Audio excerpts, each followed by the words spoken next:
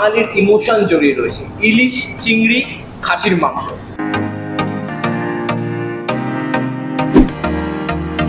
Hello hi নমস্কার, welcome to foodie grade. তোমরা জানো এখানে খাওয়াই ধর্ম, খাওয়াই কর্ম, খাওয়াই পরমব্রত, খাওয়া ছাড়া আমরা যেন ফাঁকা কলসির মতো। আরে বাবা, দুর্গাপুজো আসছে তো, খেতে হবে তো নাকি? আর খাওয়ার জন্যই আমি যেহেতু বাঙালি, তাই আমি বাঙালিতে চলে এসেছি। আর এই আমি বাঙালিতেই আজকে এখানকার ট্র্যাডিশনাল বাঙালি থালি ট্রাই করব। আর এটা পুজোর জন্য কতটা সুইটেবল, আদেও কি সুইটেবল? আর বাঙালি থালি একটা ভালোবাসার জায়গা বন্ধুরা। তো চলো এখানকার প্রপার রিভিউ দেবো, প্রপার অ্যাড্রেস বলবো, সমস্ত কিছু তোমাদেরকে জানাবো। তো চলো, দেরি করছি কেন, খেতে যাই।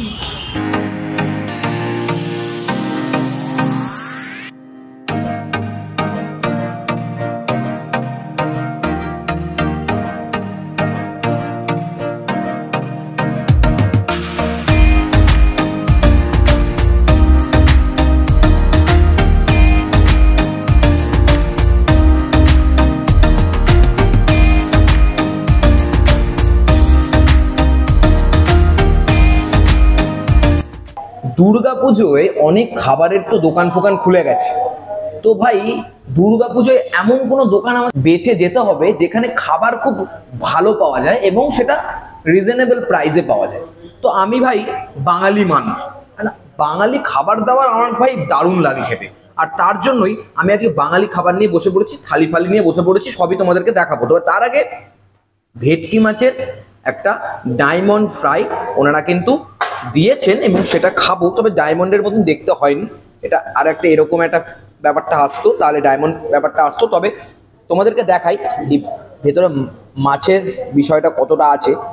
এই হচ্ছে ব্যাপারটা, মানে খুলতেই পিলেতেই মাছ, মানে মাছে মাছারণ্য। যাই হোক, এই মাছটা নিয়ে যদি আমি এই কাসন্দির মধ্যে চুবিয়ে খাই না, মনটা কেড়ে নেয়। মানে প্রোটিনটা কম আছে বললেই হয়, মানে নেই বললেই চলে। তার সাথে মাছটা পুরোপুরি মুখটা একদম ভরিয়ে দিচ্ছে। ওনারা দাবি করছেন কলকাতায় ওয়ান অফ দ্য বেস্ট এই ভেটকি মাছের ডায়মন্ড ফ্রাই ওনারাই করেন। দারুণ খেতে, দারুণ।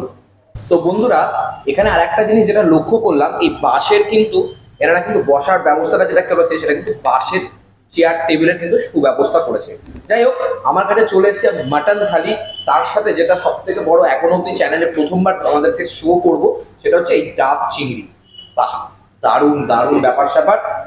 মাটন থালিতে ওনারা যেটা প্রোভাইড করেন সেটা হচ্ছে এই ডাল, ফুলকপির রসা, এই ইলিশ মাছটা কিন্তু দেন, এটা আমি আলাকাটায় নিয়েছি, খাসির মাংস, চাটনি, পাঁপড় এবং এই সাদা ভাত, লঙ্কা, লেবু, বেগুন ভাজা বা আলু ভাজা, স্যালাড। এই হচ্ছে খাবার। আর যা নেবে তোমরা এক্সট্রা পেমেন্ট করতে হবে, এই হচ্ছে ব্যাপার। আর খাসির মাংস ওনারা 2 পিস প্রোভাইড করেন, আমরা 4 পিস নিয়ে খেয়েছি। বেশি কিছু ভাত না বকে ভাই ডিরেক্ট খাবারে চলে যাব।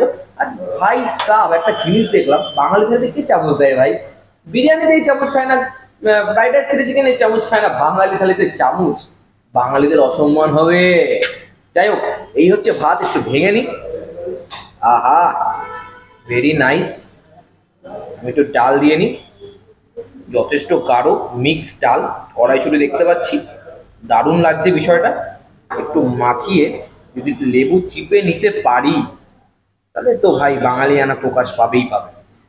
এই লঙ্কা, আহা, এই লঙ্কাটা যদি একটু চিপে দিই, আহা বন্ধু, পুরো জমে যায়। কড়াইশুঁটি দেখতে পাচ্ছি, আর শীতকাল এখনো আসেনি, তবে এই সময় কড়াইশুঁটি পাওয়া যায়, ভালো লাগে। এরকম ভাবে নিয়ে যদি খাওয়া যায়, অনবদ্য, মানে মিষ্টি, লবণ, ডালে যা যা থাকা দরকার, যেমন গাঢ় মানে মুগের ডাল করা হয়েছে, অনবদ্য। আমার খুব বেগুন ভাজা দেখলেই না আমার মায়ের কথা মনে পড়ে। মা আমার বেগুন ভাজা যদি পায়, ডালও লাগে না, কিছুই লাগে না। বেগুন ভাজা রুটি যেমন ভালোবাসে, বেগুন ভাজি ভাতও তেমন ভালোবাসে। একটু ভালো বেগুন ভাজাটা এরকম নিয়ে ডাল দিয়া ভাত দিয়ে মেখে যদি খাওয়া যায় না, মনটা ভরে যায়। তো এবার যেটা নেবো সেটা হচ্ছে এই দেখো, ফুলকপির রসা দিয়েছে কিন্তু খুব সুন্দরভাবে, কাঁসার থালাতে কিন্তু সবকিছু প্রোভাইড করেছেন। খুব দারুণ ব্যাপার, মানে বাঙালিয়ানা যেটা প্রকাশ পায়। ফুলকপির রসা,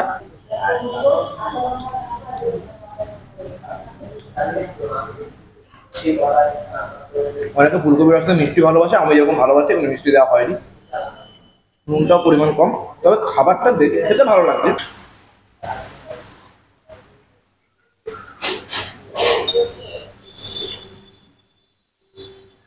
ইলিশ মাছের সর্ষে বাটাটা কেমন লাগে তো মেকি তো দেখো। এই হচ্ছে মাখামাখি করে ব্যাপার, আর মাখামাখি করে যদি মাখামাখি বাইট নেওয়া যায় না তাহলে কেমন হবে। এই হচ্ছে, আমি স্টান্ট হয়ে গেছি,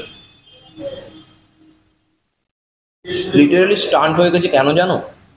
এই ইলিশ মাছের সরিষের তেলের যে গন্ধটা, ঝাঁজ, সরিষের তেলের যে ঝাঁজ বা গন্ধটা, সেটা মারাত্মকভাবে পাওয়া যাচ্ছে, অনবদ্যভাবে পাওয়া যাচ্ছে, আর যার জন্য মনটা কেড়ে নিচ্ছে।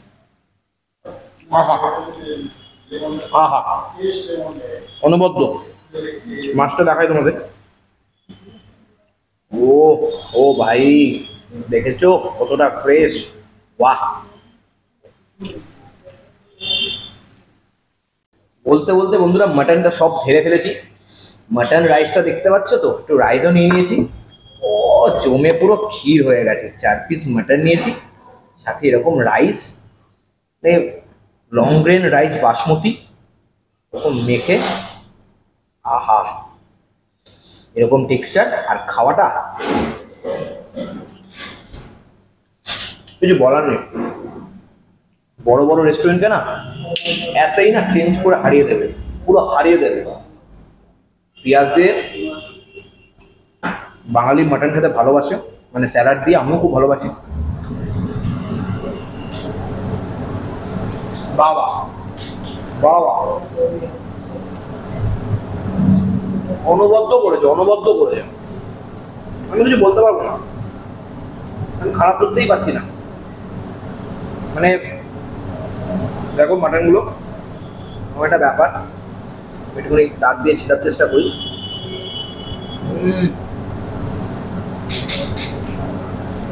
চলো তোমাদের ফেভারিট ডাব চিংড়ি দেখাই এবার, তারপর চাটনি পাপড়ে আসবো। চলো এবার সেই কাঙ্ক্ষিত খাবার ডাব চিংড়ি। বাবা, চিংড়ির বংশের ধ্বংস করবো আজকে। সাইজটা দেখেছো? বাহ। ডাব চিংড়ি 3 পিস করে ওরা দেন, এরকম ভেতরে ঝোল। আমি একটু ঝোল নিয়ে নিই রাইসের মধ্যে। তবে একটা কথা তোমাদেরকে আমি একটু শেয়ার করি, আজকে আমাদের সাথে না বাঙালির ইমোশন জড়িয়ে রয়েছে। ইলিশ, চিংড়ি, খাসির মাংস, এই তিনটাতে বাঙালির ইমোশন থাকে বন্ধুরা, থাকে না? তুমি ভালোবাসো না বলো একটার মধ্যেও? আমি কিন্তু ভাই দারুণ ভালোবাসি। তো চলো ডাব চিংড়ি কেমন লাগে।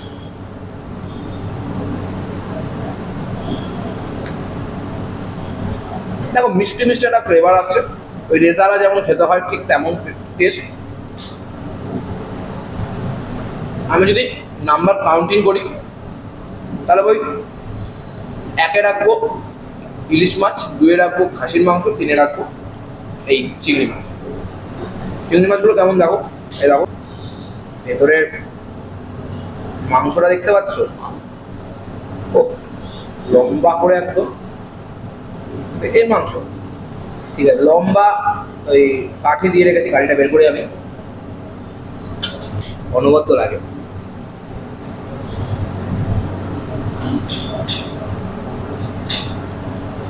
সো বস, খাবার দাবার কিন্তু কমপ্লিট হয়ে গেছে, আমি একটু সাইড করে রাখছি, ওগুলো পরে খাবো। চলে এসছে চাটনি পাপড়। দেখো সব কিছুর ভেতরে না আমি সব কিছু ভালো ভেবেছি, সব কিছু ভালো ধরেছি, কিন্তু একটা জিনিস আমাকে বলতে হবে, এখানে কিন্তু ডেজার্টে কোনো মিষ্টি দেওয়া হয় না। একটা মিষ্টি দেওয়া উচিত ছিল, মানে এত যেখানে সব কিছু একদম পারফেক্ট করেছেন, একটা মিষ্টি দিলে কিচ্ছু যায় আসতো না। একটা 5 টাকা হোক 10 টাকা একটা রসগোল্লা দিয়ে দিলেও একদম ফুলফিল হতো, এটা কিন্তু মানা উচিত। তো যাই হোক, দেননি যখন বলে লাভ নেই। পাঁপড়, আর এটা হচ্ছে টমেটোর চাটনি,